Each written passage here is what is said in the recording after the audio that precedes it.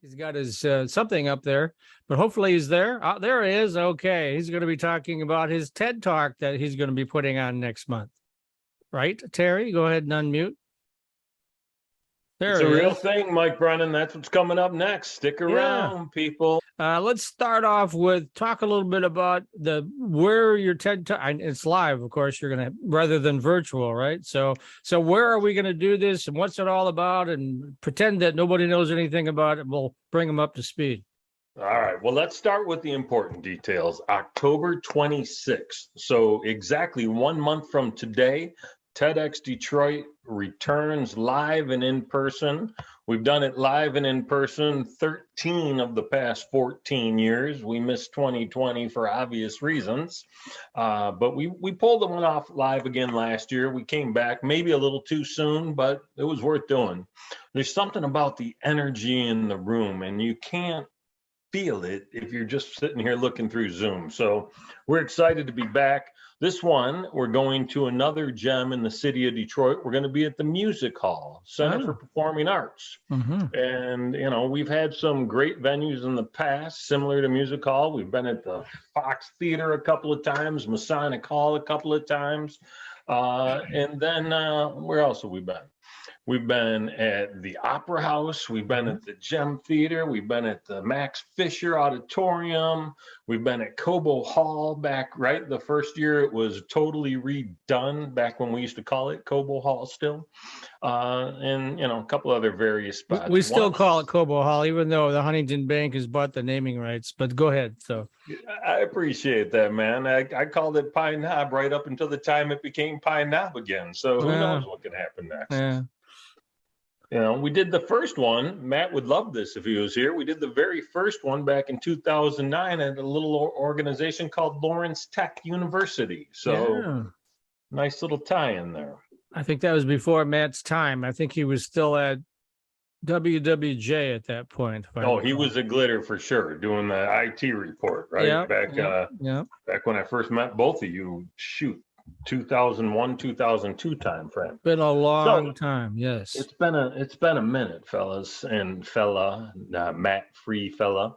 Yeah, so what is TED? Let's start with the basics. TED actually stands for Technology, Entertainment, and Design. The guy that created it back in the mid-'80s, it started as just a dinner party where he was bringing interesting people together, kind of like Ben Franklin's old junta idea. And it expanded into live talks, and it grew throughout the 90s. And in 2004, when YouTube hit, they started releasing these videos. And by the time that was going on, tickets were super expensive to get into this event. It was a day-long event. Again, primarily talks about technology, entertainment, and design. Why those three? Because those are the three areas that really drive innovation across culture. So tickets got expensive, like thousands of dollars a throw, sold out a year in advance, and they only had room for like 1,000 people, right? So it was never a huge event. So in 2009, they started thinking about how can we get more people to experience TED? And that's when they created the X brand. And the X stands for Independently Organized Event. And so they let people apply for a license. Charlie Wahlberg was a huge TED fan back in the day, watching these videos on YouTube. And he called me one afternoon and said, "Hey, guess what we're doing?" I said, "What?" And he said, "We're putting on a TED event." I said, "Great, who's TED?" Because I had no idea in 2009 what TED was about. He's like, "You know those videos I keep sending you to watch?" And I said, "I didn't see me in any of them, so I didn't look at them." "Well, what's up, man?" And so we put on the first one with a ragtag team of 4 of us. And, you know, now 14 years later, we've got a ragtag team of 15 of us. And it's going to be a great time. So I've got some ideas on some of the speakers that are going to be there, and we can talk a little bit about that. We can talk about TEDx Labs and some of the great work we're doing, curating interesting things to look at. I'm also curating food trucks so we can have a little taste of Detroit while we're down there. And, you know, lots of other good things going on. So this is your show, Mike. You tell me where you want me to go, man. Well, let's talk about the lineup. I mean, that would be the reason since, and again, getting back to your idea, you get used to doing virtual after a while because we really didn't have a choice, right? And now that I'm going back to live events again, I forgot how much I miss live events. I mean, that's where I do my best work, especially in cocktail parties when somebody's had a few pops in them and I'm working my way through the crowd hearing all the tips, right?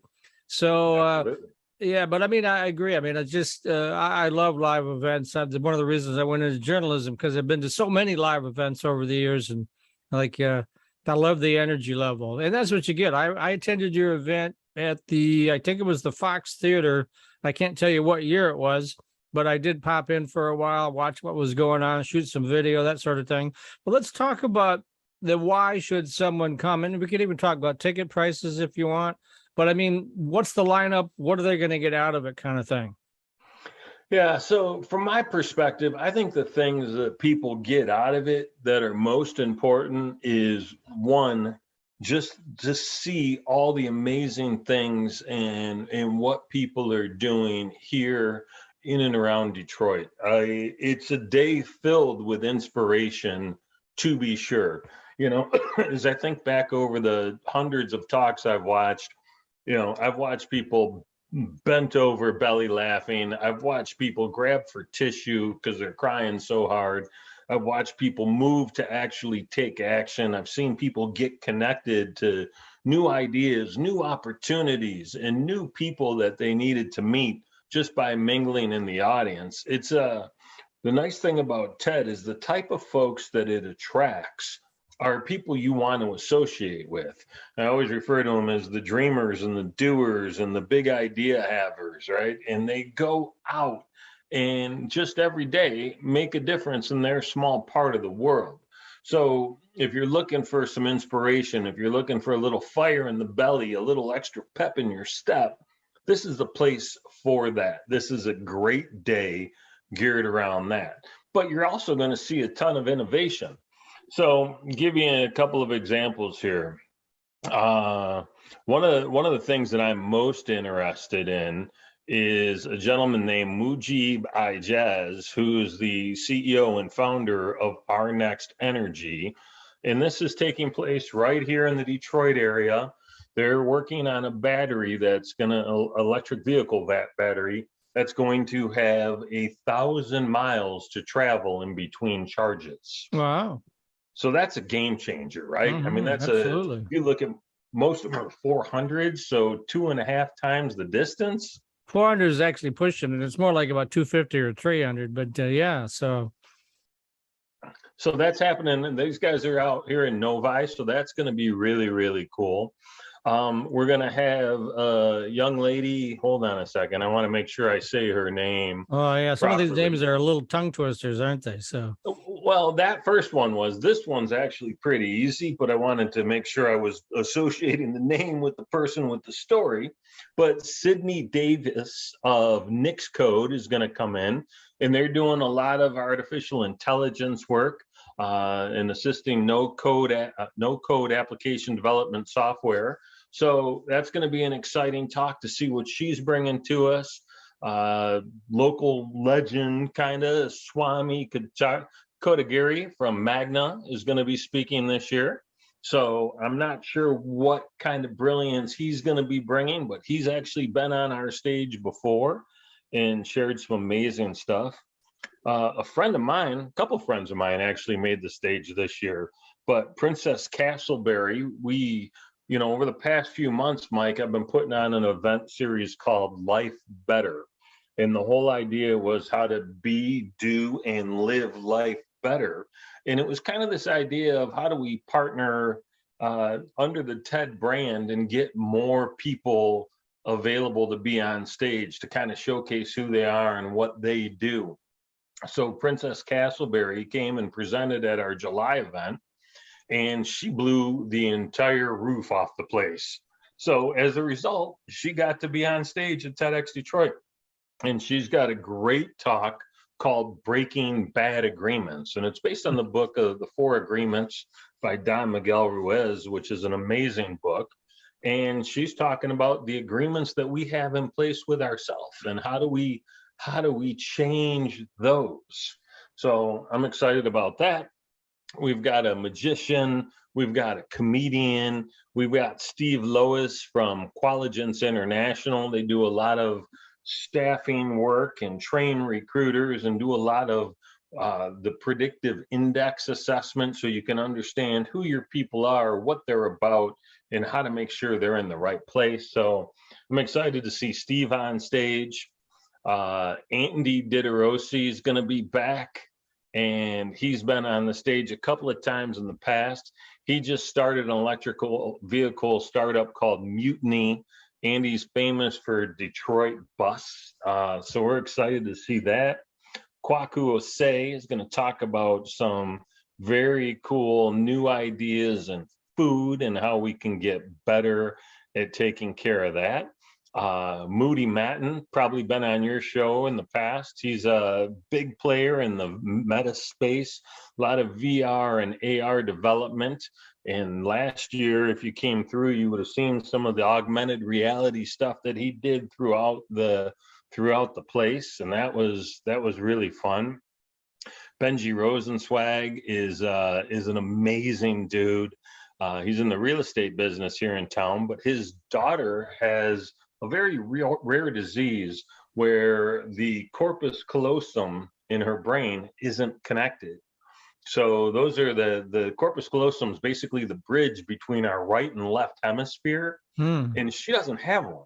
So it's an interesting thing to watch her communicate or try and communicate, whatever the case may be. And he's going to talk about how he's leveraged music to calm her down when there are periods where she needs to be calmed. And they've got a really special relationship. And he broadcasts a lot of it live on Facebook. So we're like, dude, bring that story. That's going to be an idea we're spreading. And so we're just excited about the overall tone and tenor of the event, the people that are going to be there, and most importantly, kind of the charged particles that end up in the room, because it's amazing what you get when you put that many cool folks doing interesting things together.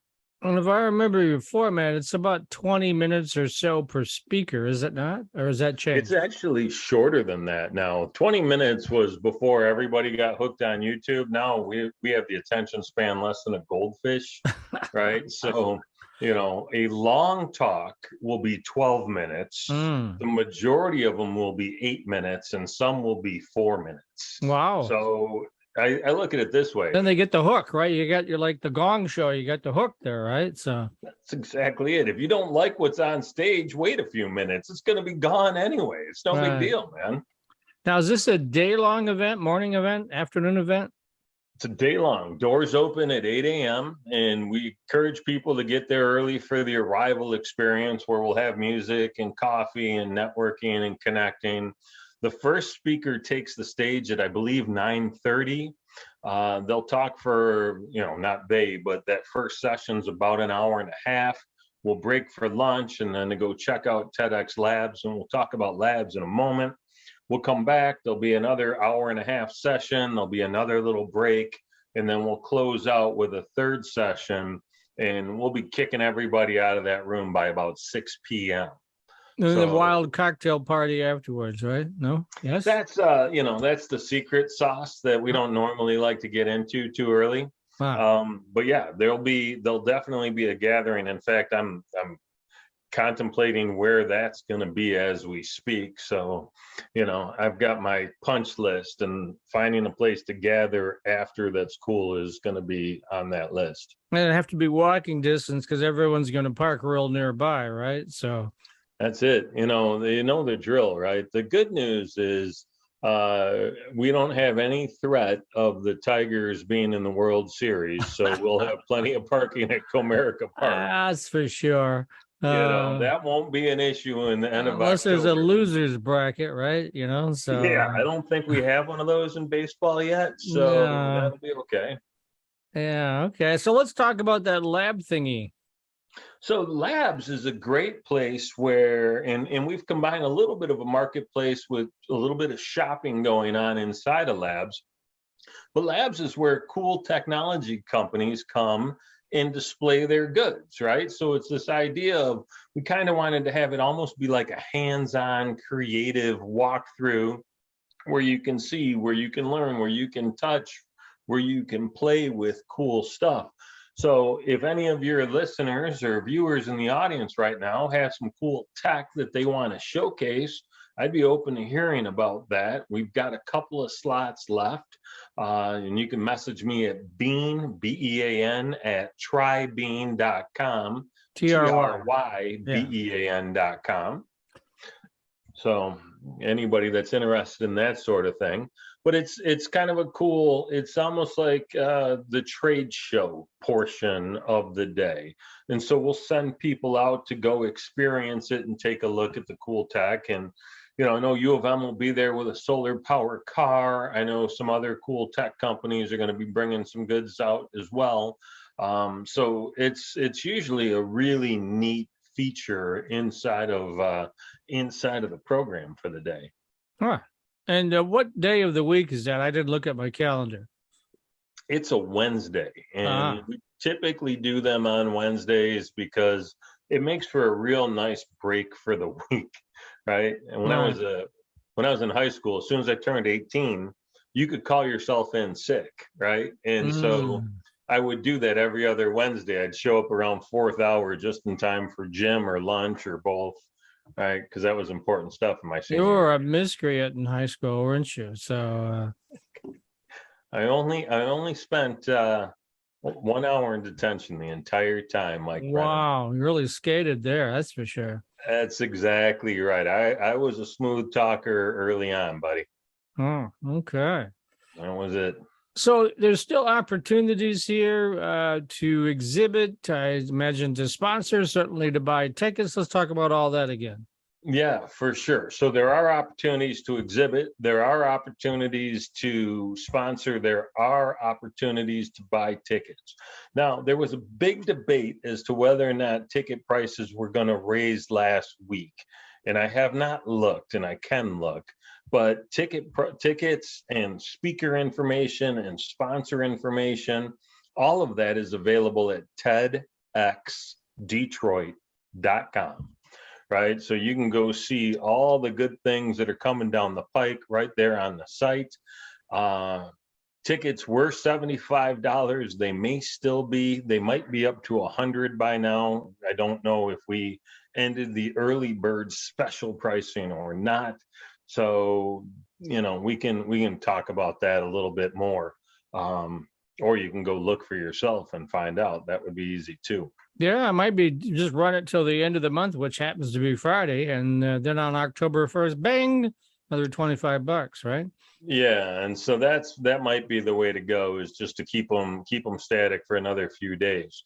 So it's the sponsorship is pretty cool. There's packages ranging from $1,000 to $24,000 for the presenting sponsor, which this year we do not have. We had a bit of a curveball at the beginning of this year. We had much bigger plans for this event than we're able to pull off at this point.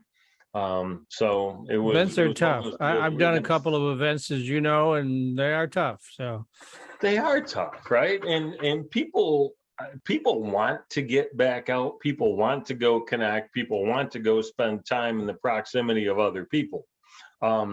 But wanting to and doing so are totally different things sometimes. well, and the other thing is, if it's a big company, as you know, you got to get in their spending calendar a year in advance. Otherwise, they don't have any money come fourth quarter, right? So That's it. That's the tricky part. It's always like the selling technology. At the end of the year, you're always hoping to find that one guy that still has budget that if he doesn't use or she doesn't use, they're not going to get the same budget next year, right? So there's people out there. I know there are, but you know, touching all of them in a short period of time becomes challenging, of course. You need to talk to our previous guest, Kathleen Norton-Shock. She's so plugged into all those major league sponsors. Who knows? She might be able to help you with that. No kidding. As I was listening to her talk about MCWT, I was thinking, boy, I really should have reached out to KNS earlier, because she's the whip at this stuff. I don't know. I can't speak for them, but I mean, if you're a big three automaker, 24 grand is like what they spend on lunch on a given day, right? So, That's it. oh, There are some companies that are on the do not touch list according to Ted, and you just named three of them. okay. All right. Well, we won't touch those folks then, but certainly Yeah, Microsoft or somebody along that ilk, would be a good. I think they make a few dollars in Seattle, right? So, it seems like they do, yeah, right? yeah, absolutely. Yeah. There's a few businesses out here, man. I don't know. I know you live in Ann Arbor, so I don't know how often you get out my way. But there's a lake about 5 minutes, 10 minutes from my house called Upper Straits Lake Mm-hmm. in West Bloomfield, and there is a house being built on this lake that could be a dorm building on U of M's campus. Wow, That's that's that's amazing, got like huh? a $70 million price tag. Someone's making a few dollars to build something like that, huh? You're not Wow, kidding. it's Good for amazing. them, man. Well, I Good think for your house them. is worth close to that. I know you live on a lake. It's like a $70 million house, isn't it? It is. It is. If we had a couple of, a slight decimal point removed Yeah. and maybe a I mean, few maybe zeros. 700,000, right? Who knows? So, Yeah, yeah, that's no, not even close still. But that's all wow. right, man. That's all right. I just sleep here, buddy. It doesn't need to be that extravagant. I just hang out and, look at football. Yeah, well, I live 3/4 of a mile from the big house, so I do a lot of live football this time of year, uh, and that's fun. And again, getting back to the networking part for me, you can watch all these people, but until you actually walk up to them, talk to them, get their business card or whatever, uh, yeah, that's the real value of these events because it's. I have said serendipitous things happen that I was not expecting. That by going to a meeting where I met the right people, right? That's exactly it. And that's, I was spending time. I've been organizing all the training and all the speaking I've done, and I threw them all into one folder. And I was like, oh, look, I have 42 different slide decks on things I've presented. And I Right. know that's not all of them because there's others in different pockets and crevices. Mm-hmm. And but there's at least six that have the title, or excuse me, have the topic as networking. So Ah, having spent a fair amount of time teaching people how to do that, showing up is rule number one, right? You can't yeah. network if you don't go. Well, I know you used to. You cut your teeth on Motor City Connect. Did that for a lot of years, didn't you? I did, yeah. In fact, I retired it about 2.5 years ago. On March 23rd was when Whitmer locked the state down. We had an event on March 24th, which we moved to virtual. And at that time, I said, I'm not doing another virtual networking event. We'll see how this goes. And here we are 2.5 years later. I'm like, it's okay. I miss it a bit, but I found and created other outlets for that energy for sure. You are networker supreme. That is true. That is true. That is All true. right. So one more time, we got everybody all lathered up. They're going, gosh, I want to attend this event. How do I do this? How do I do it? Get thee to TEDxDetroit.com. Go look at the speakers. Go look at what's available if you can find the sponsorship information, and get yourself a ticket before, if it's not too late, before those prices rise. I'm going to take Mike's idea and extend it through the month for sure. Yeah, because And I won't be able to get this up to you probably until late tonight or tomorrow morning. So we want to be able to use this as part of your marketing, right? that's right. That's exactly right. So we'll have to make sure that that price point is correct. Oh, and fun fact, our ticketing software is Connect Space right there in your hometown. No So kidding. big thanks to the Len Gogger and the team over at Connect Space because they rock and they're completely awesome.